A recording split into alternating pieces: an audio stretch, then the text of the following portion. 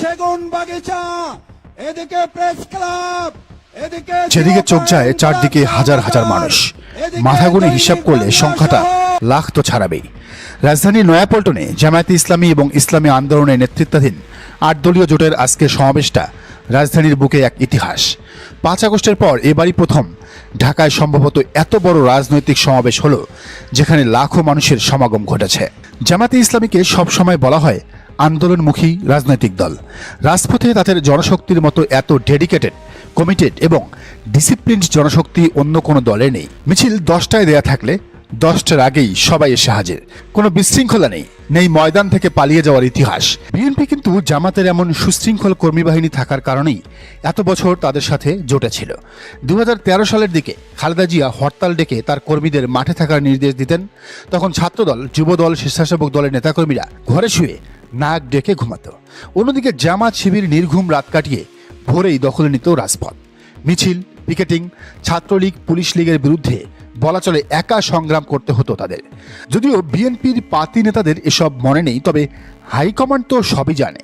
তারেক রহমান, মির্জা ফখরুল্লাহ জানেন জামাত আঙ্গুল বাঁকা করলে কি হয়। তো জামায়াতে ইসলামী আজ স্পষ্ট ঘোষণা দিয়েছে তারা জুলাই সনদ বাস্তবায়নে জাতীয় নির্বাচনের আগে গণভোট ছাড়া কোনো ইলেকশনে যাবে না। যারা জুলাই বিপ্লব মানবেন না তাদের জন্য 26 সালে কোনো নির্বাচন নাই, ইলেকশন হতেও দিবে না। কারণ জুলাই সনদ হাজারো শহীদের রক্তের সনদ।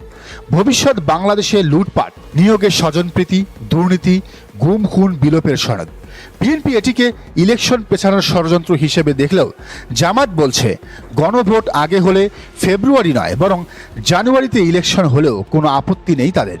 যদিও বিএনপি তাতে মোটেই রাজি নয়। তারা গো ধরে বসে আছে গণভোট জাতীয় নির্বাচনের আগে হবে না, হবে না, হবে না। এমনকি সরকার নিজেরা সিদ্ধান্ত দিলেও সেটা নাকি তারা মানবে না। আফসোস, বিএনপির জুলাই পরবর্তী যে দায়িত্বশীলতার দরকার ছিল সে পথে তারা হাঁটল না। তারা সেই পুরনো সিস্টেমে ক্ষমতায় যেতে চায়।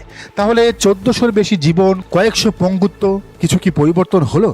তাহলে হাসিনার পতনের বা দরকারটা কি ছিল? তবে বিএনপি যাই বলুক আর যাই করুক, আজকের পর তারা নতুন করে ভাববেন। জামাত সহ 8 দলের বিশাল সমাবেশের পর এরই মধ্যে নড়েচড়ে বসেছেন বিএনপির হাইকমান্ড। চলছে নতুন ক্যালকুলেশন।